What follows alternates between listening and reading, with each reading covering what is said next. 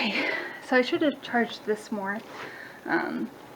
It's been sitting over here for a couple days or so, and I have a charger like right behind me that I could be charging with. But anyway, hopefully and most likely,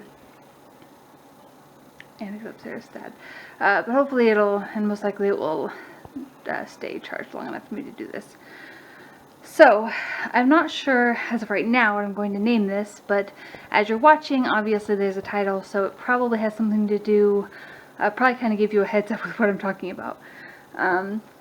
So, I'm going to kind of tell you the quick answer, because it kind of already said in the title, I think. But I had a procedure today. Sorry, and just took a couple pills and drank some water, and excuse me, I got a burp. Sorry. Long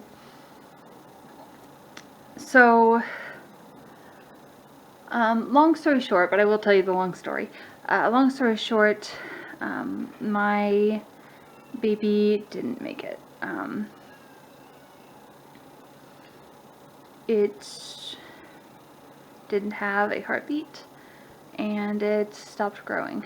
So it's really unfortunate and stuff, but I'm going to start at the beginning and kind of give you a little bit of my thoughts, but not everybody wants or needs to know all of my thoughts, but I will be talking to people about it. There are like one or two people I will be talking to, and letting all the things out, but I just want to tell you kind of the story of what happened, the situation.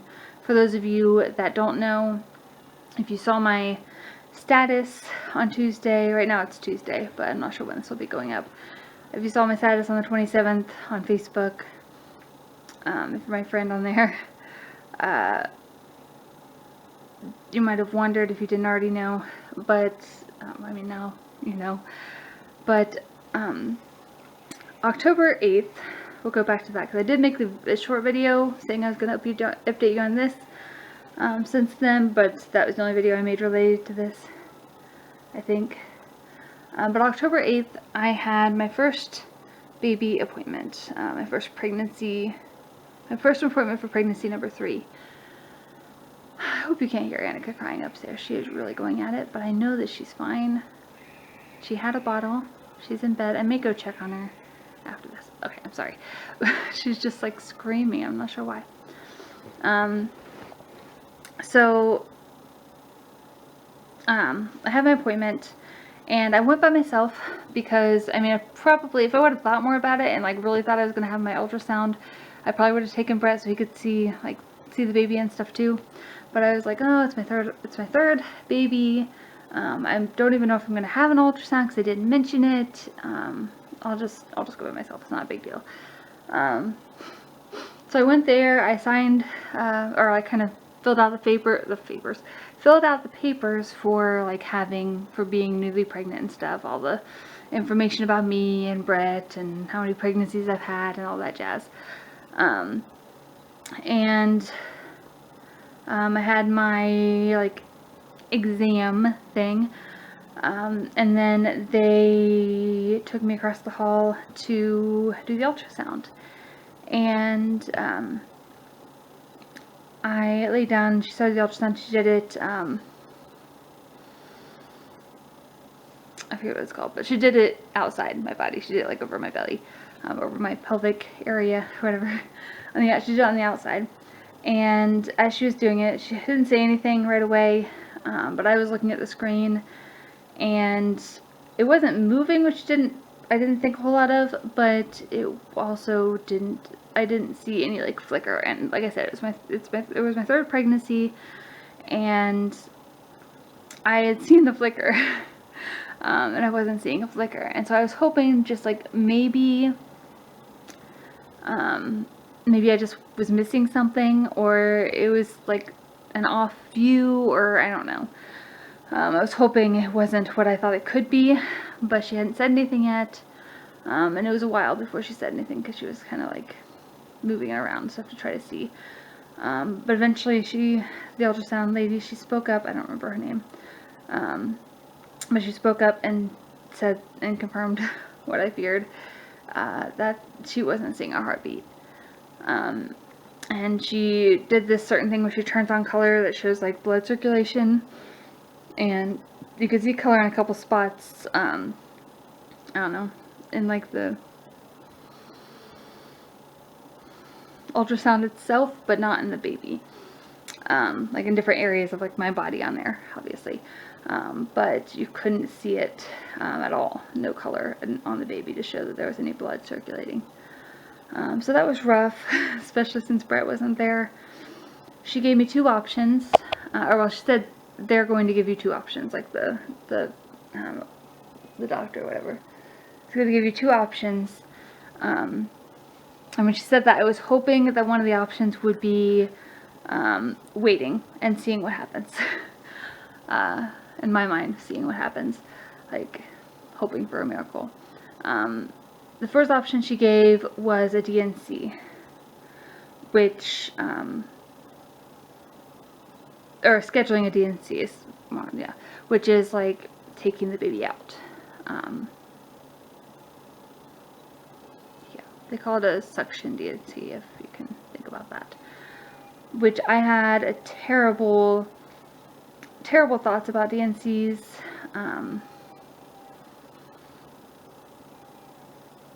Yeah, I don't want to get on to that right now just because the video will be way too long. Yeah, but I didn't have when I thought of DNCs, it gives a bad taste in my mouth. But the second option, so I was hoping the second option was to wait, and it was to wait 2 weeks and see if I pass it on my own. So I told her like I may want to talk to Brett, and I'll hear what they have to say, but I was probably going to choose the 2 weeks. I went and talked to the doctor and one of the OBs, and he kind of went over the same choices in detail, or in more detail, and told me, kind of gave me reasons why maybe things didn't work out, why the baby didn't have heartbeat. One could be because I got pregnant so quickly after having Annika. Maybe my body didn't have time to really get back to normal and be ready to carry another baby. Another thing could be a genetic situation that just wasn't genetically formed enough, or formed in the right way genetically to be able to sustain life type thing. Which is, both are possible, especially since Gwen has a genetic situation, and things were scary for her in the very, very beginning, before I even have an ultrasound. When I was first getting blood tests, the numbers were going up slowly. But anyway, I chose to wait 2 weeks. I went ahead and got a blood test that day. It was a Thursday. And then the next Monday. So 4 days later. And the numbers didn't go anywhere near doubling. They went from about 48,000 to 48,000 something to 52,000 and something, which is like 4,000. Which is a decent number in my mind, but it's nowhere near doubling, obviously. Doubling would have been like 80-something thousand instead of 50-something. So, it didn't look great, and they could call me and said that, I had to call and ask the day after. They told me, kind of the results. I called the day after. I called on Wednesday, I guess. To find out the details, like how much it had gone up. But they just told me that Tuesday that the numbers weren't rising appropriately, which is actually what they told me in the very beginning with Gwen. So I wasn't giving up hope at that point, because that's what they said with Gwen, and she worked out fine. and so they still wanted to keep that 2-week appointment. And so I was just holding out hope. I was still like adding symptoms to my list of symptoms that I hadn't had before, and just feeling pretty optimistic. And I was praying about it, and some people from church, I told them that night, on that Thursday night, the 8th, about it, and they were praying. Family knew during those 2 weeks. I told some family people, like my mom and, well, our parents pretty much. And long story short, it came to this past Thursday, which was October 22nd. And I went in. Brett went with me this time. And they weren't I had assumed they were going to do an ultrasound to check things, but they didn't. They were just like, oh, well, you haven't miscarried. You haven't passed on your own by now, so we're going to have to, so I would say that, like, our next step is to schedule a D&C. And I was like, I'd really like to have an ultrasound before I make a decision. And he wasn't a big fan of that, but I couldn't, in my mind, or morally, or whatever you want to call it, I couldn't, after, like, the fact that I was having symptoms and I was just believing God for a miracle, I couldn't just be like, okay, well, obviously the baby's dead, so. So I talked to Ben to letting me have an ultrasound, and he, like, threatened, and I don't know who's going to be billed, but he told me that, like, the insurance might not pay for it because it's not necessary. And I was like, okay, well, I guess that's fine. And I asked Brett, after he left the room, if, like, he was okay with if we had to pay for it ourselves. But anyway, we ended up getting the ultrasound, and we went in there, and still no heartbeat. It looked a little bit different than it did the 2 weeks before, but there was still no heartbeat, and she said maybe it had grown a day in those 2 weeks. It was measuring maybe a day, but sometimes, like, I mean, they could be off by a couple days, so it might not have grown at all. But if anything, only like a day. So at that point, I kind of decided that, yeah, I've seen 2 ultrasounds 2 weeks apart, and the baby hasn't grown. The baby hasn't gotten a heartbeat, and there's no sign, nothing that's telling me, as I'm looking at this baby, that it's alive or going to be fine, that it's going to live. So of course, as I didn't mention, but there were tears. Like in the first appointment, there were tears. There were tears again after the second appointment and second ultrasound. Brett and I went in to, like, an office and talked to my OB doctor guy. And we ended up scheduling the D&C, which, like I said, the phrase D&C, I don't know what it stands for. You can look it up if you want, but I know what it is. And it just, like, leaves a bad taste in my mouth because of what I think of when I think of a D&C. But to give you a hint of what I think of, I just, like, told myself that, like, I wouldn't be doing this D&C if there was any chance that the baby could be okay. If there was any chance of the baby living, I wouldn't be doing it. Because I obviously wanted to be pregnant, or I wouldn't have tried that early. We want all the babies to be close, all our kids, I was going to say all our girls, but all our kids to be close. And obviously we didn't know what it was yet. It was only, at the first appointment, I didn't mention, I was thinking I was 9 weeks at that first appointment, based off when I thought I conceived, but it was measuring 7 weeks, 5 days, so a little under a week behind what I thought. But anyway, so I was, I guess you could say 7 weeks, the baby was 7 weeks, 5 days. But no sign of life at all. And I wouldn't have done a D&C if I thought there was any chance of the baby living, because I want a baby. And so we got the D&C scheduled for today. I had to get a COVID test on Friday, and I was supposed to get some blood work, but long story short, I ended up getting that yesterday. And I was kind of running around like crazy yesterday because Annika had her 6-month appointment, and then I had to go get blood done, and then Gwen had therapy, so we were running around, and I didn't get any cleaning done until last night, and I'm not doing any more the rest of this week because of my procedure this morning. But I went in this morning, and I mean, they were telling me they felt bad and like stuff. The main ladies I talked to and stuff, they were like, "I'm sorry for your loss. I'm sorry for what happened," and stuff. So, and that was kind of crazy. I was nervous about going under because I've never been like put under or like under anesthesia or whatever, and I know that I had a,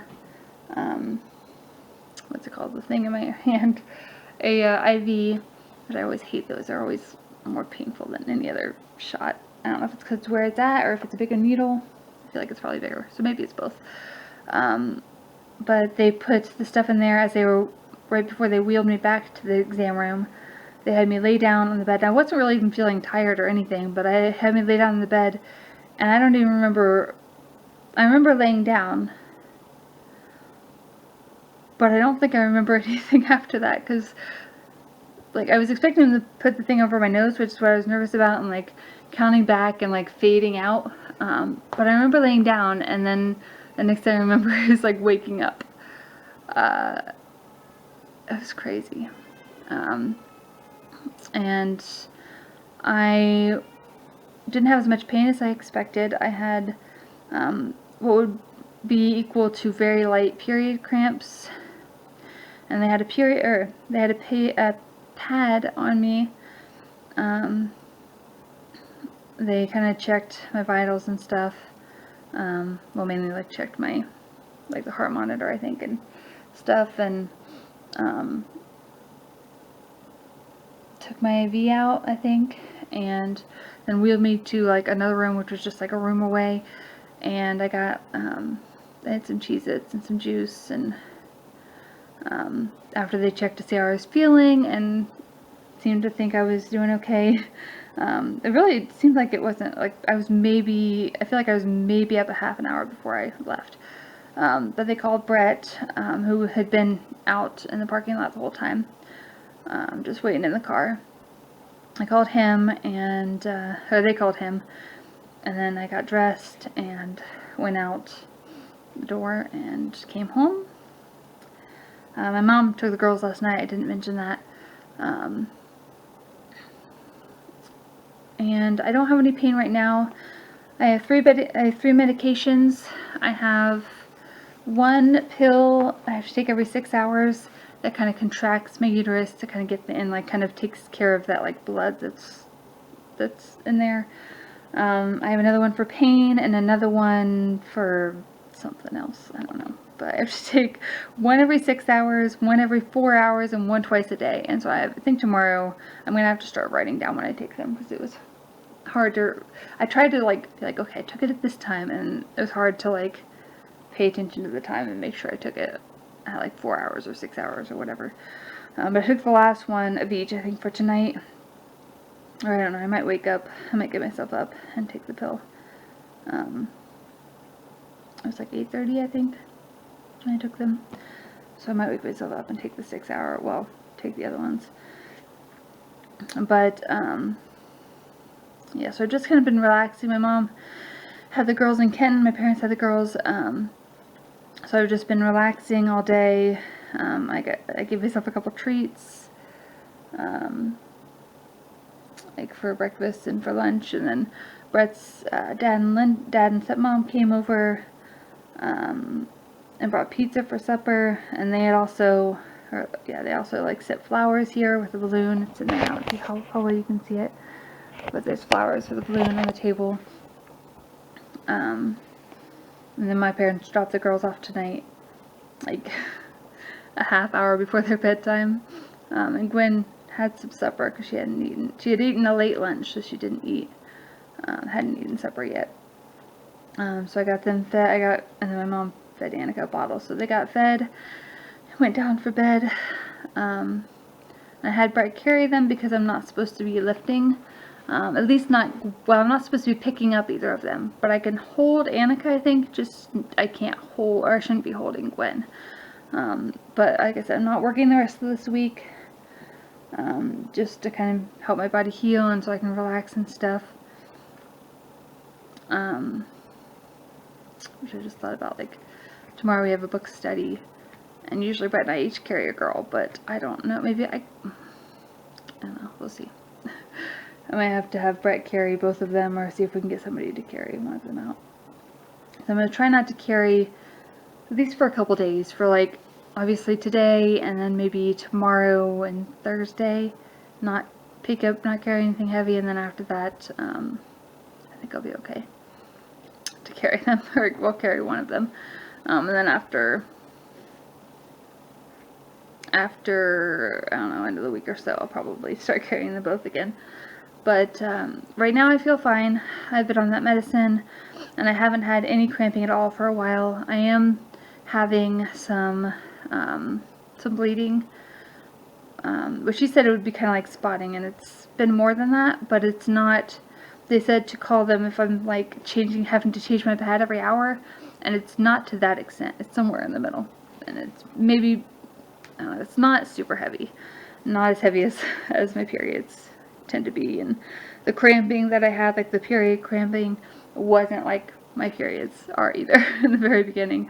So yeah, I did a lot of relaxing today. I ate a lot of my favorite foods, and just kind of took it easy and enjoyed my day. I don't know if enjoying my day is the right way to word it, but just kind of did things that made me happy today, once I got home. And yeah, so I'm going to have the rest of the week off. On the 9th of November, I'm going back for a post-op appointment, just to kind of see, have him check things, have an exam down there, and then we'll talk about, oh, that's the other thing I didn't mention. We're going to talk about birth control, or like if or what birth control I want to do, because one of the harder parts related to this situation happening is they want me to wait 4 to 6 months before we try for another baby, which obviously, if there wasn't a risk to it, I would be trying for another baby like next week. I would probably make sure that, like, or maybe like after this post-op appointment type thing. They definitely don't want me to be sexually active until then. But I would be trying like right after that. But they want me to wait 4 to 6 months because they want to make sure my body gets back to normal, and if I try too soon, then I could have a higher risk of another miscarriage. So that's my plan. I have an idea of what I can do to kind of, something I can focus on during that time, and then we could probably try as early as like late February or early March. Possibly that'd be like 4 months. Another unfortunate thing is there's a lot of, and this is probably a super selfish thing, but there's like a handful of people at our church right now that are pregnant, and I was one of them. Obviously, but they're going to be getting close. They're going to be getting big and getting close to having their babies when it comes time for me to be able to start trying again. And I don't think I could be pregnant by the time most of them are having their babies, but I don't think there will be anybody that's like getting pregnant around the time I am, because they'll be just having their babies and not ready for another baby again. And I doubt any of them want to try right away after they have the baby they're currently pregnant with. Nobody's, I don't know, crazy like I am. So that's kind of a bummer. I was looking forward to being pregnant with these other ladies and having all our babies around the same time and stuff. But one of the good things that I'm like, when I think about that I cling to is like, at least it's not like this was my first baby, and so it's like they're all having babies and I don't have like any kids, and I'm gonna be like, I can't even try to have a kid until next year, and they're all gonna be having babies, and I might be just getting pregnant, and yeah, but that's not the case. I have Gwen and I have Annika, and I'll still get to watch their development and love on them and stuff and enjoy them and be with them, and I will have them during this time. And around the time that I'm starting, they'll both be working on walking. Gwen kind of already is working on walking, but I think around Annika's birthday they'll both be pretty close to walking, if not already. So there's that. At least I have the girls already, and it's not like it's my first baby. It's like I just have to wait that much longer for my first baby. I do have 2 girls already, and I am going to, it's not, this didn't seem like the procedure went well and stuff. This didn't seem to harm my chances in general of having future babies, so that's good. I just have to wait a little longer till I have my next one. And maybe this is God saying, hey, I want you to have twins, so let's wait a little bit till the girls are a little more self-sustainable, able to walk, and then I'll give you twins. I don't know. But yeah, I mean, obviously it's a super bummer. It really stinks. But, and like I said, I'm going to talk to 1 or 2 people, and just kind of get everything that's like going around in my mind, just get it out. So I'm not constantly like having conversations with myself where I'm talking about these things and it's not really getting out there, if that makes any sense. I'm not like one big ball of emotion. That's usually just not how I am.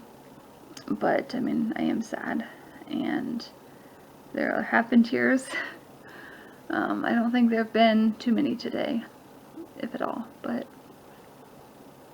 there's times where I let myself like really think about it and it makes me sad. But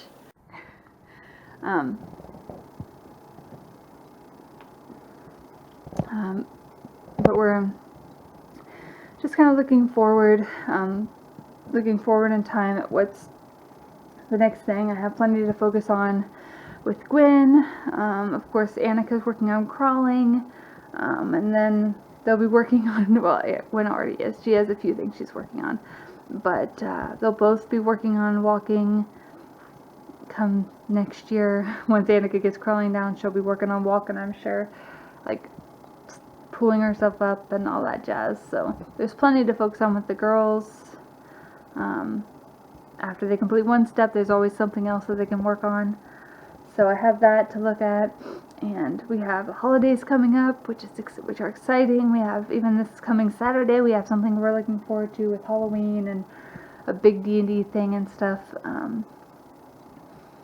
And yeah, and I have my own thing that I might talk about in the future, but I'm planning on focusing on for myself. And then when the time comes, we'll try again. Yeah, I feel like I've barely talked about like being sad. And I don't want anyone to think that I like don't care, because I do. But it's not going to do me any good. It's not going to make me any happier to dwell on the negatives. So I'm trying to focus on the positive things that are coming out of this. And Also, for the record, I'm not like mad at God or anything. I don't know why the miracle wasn't able to happen, but it didn't happen. But I'm not mad at God. He's still there for me. And a lot of people are here for us, and I feel like there's something I wanted to end this on, but I don't remember what it was. So I feel like that was super long. I'm sorry if you didn't watch it all. That's okay, or even if you skipped through stuff, that's fine. But I just wanted to kind of tell you what happened, and there's so many more details as far as like just what's going through my mind that I could say, but this is long enough. All right, I'd let you guys know what's going on. All right, good night.